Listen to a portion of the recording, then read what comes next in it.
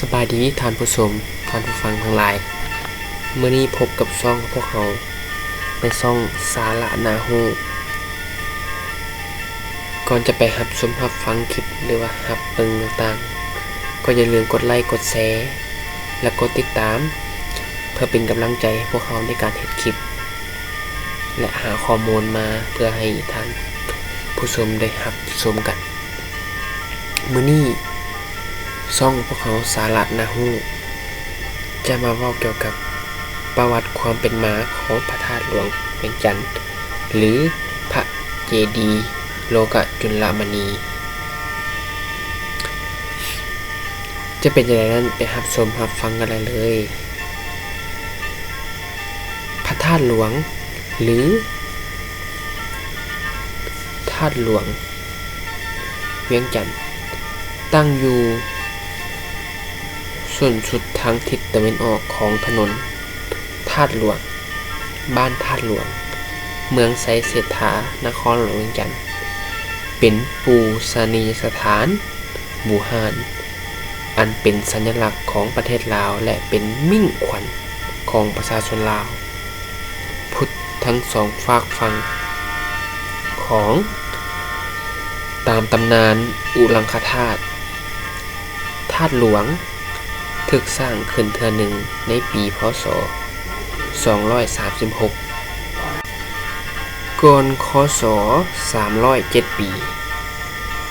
สมัยสร้างเมืองเวียงจันทน์โดยพระเจ้าจันทบุรีประสิทธิจักรพร้อมด้วยพระอรหันต์5 องค์เป็นพระทรงลาวทั้งหมดทั้ง5 องค์เลยเนาะที่กลับมาจากการศึกษาธรรมะ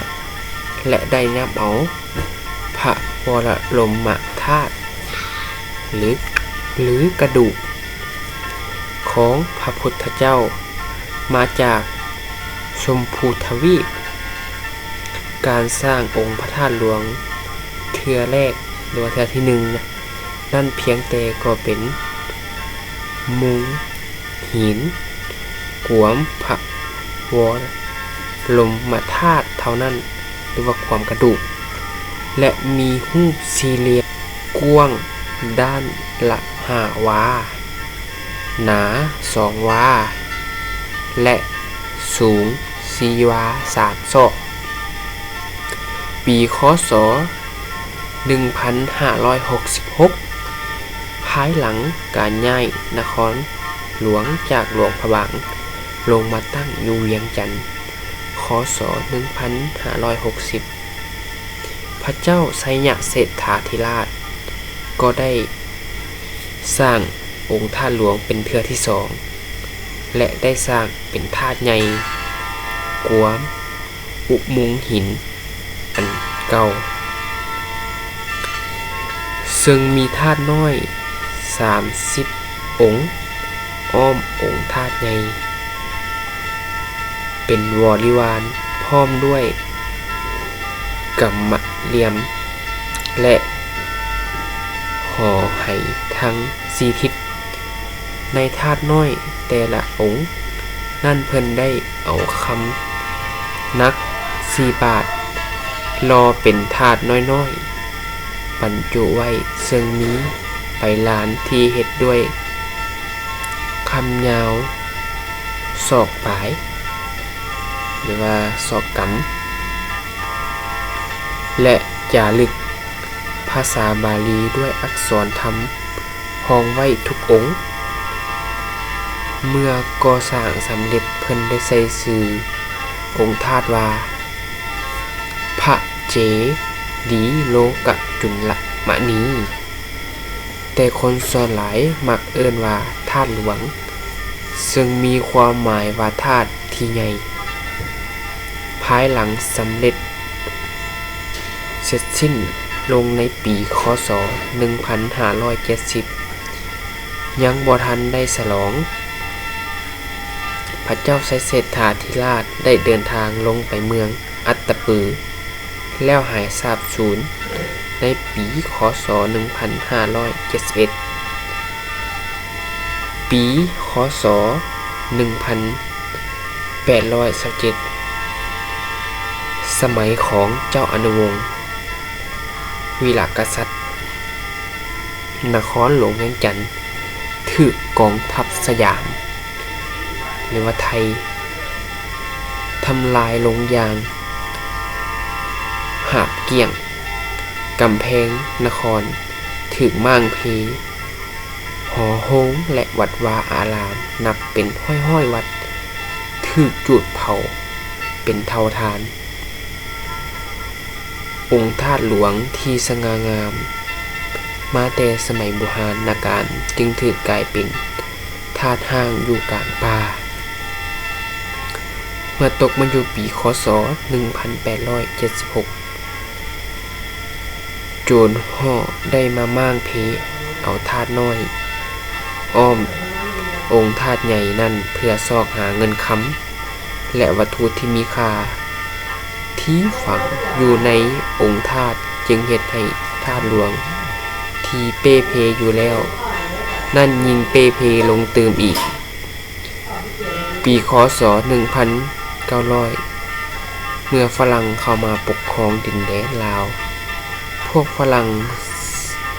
เศสได้เหตุการณ์ซ่อมแปลงส่วนยอดขององค์ธาตุแต่มีรูปทรงแตกต่างจากรูปเก่าและในเทื่อนี้มีผู้เฒ่าเล่าว่าผู้ซ่อมแปลงได้เอาคำจากยอดองค์ธาตุไปอีกต่อมาปีคศ 1929 รัฐบาลฝรั่งได้มีการซ่อมแปลงครั้งยิ่งใหญ่จนฮอดปีคศ 1935 จึงสำเร็จการซ่อมแปลงเทื่อนี้แม่นได้ซ่อมแปลงยอดของธาตุซ่อมแปลงกรมเรียนหอไว้ทางทิศตะวันตกและธาตุน้อยที่เปเพให้มีรูปทรงคือเก่าปีคศ 1957 เมื่อพระราชาอาณาจักรลาวได้รับอิสรภาพเป็นเอกราชสมบูรณ์รัฐบาลลาวภายใต้พระบรมราชาอุปถัมภ์ของพระบาทสมเด็จพระเจ้ามหาชีวิตศรีสว่างวงศ์ได้นำพาประชาชนเฮ็ดบุญเฉลิมฉลองอายุพระพุทธศาสนาครบรอบ 2,500 ปีพ.ศ. 2,500 จึงได้เฮ็ดการฟอกคำแต่ส่วนกลางขึ้นไปและได้ปั้นพระวรมรูปของพระเจ้าไสยเศรษฐาธิราชประดิษฐานไว้ทางด้านตะวันตกซื่อกับประตูเข้ากรมเรียนเพื่อเป็นอนุสาวรีย์ที่พระองค์ได้ทรงสร้างธาตุหลวงขึ้นให้เป็นที่สักการะบูชาต่อมาพระธาตุหลวงเวียงจันทน์สูง45 เมตรมีใบสีมาอ้อม218 ใบมีบริวารหรือว่าธาตุน้อย30 องค์รอบเอิ้นว่าปารามี30 ทัดตีนธาตุแต่ละด้านตะเวนออกหาตะเวนตกยาว69 เมตรแต่ด้านเหนือถึงใต้ยาว68 เมตรและกรมเรียนด้านนอกอ้อมธาตุหลวงแต่ละด้านยาว 91.75 เมตรผ่านการรอประบัติของพระธาตุหลวงเวียงจันทน์ก็ถือว่าได้สิ้นสุดลงไปแล้วถ้าอันใดที่มีข้อผิดพลาดหรือว่าข้อมูลบ่ชัดเจนก็ขอโทษขออภัยหลายๆเนาะ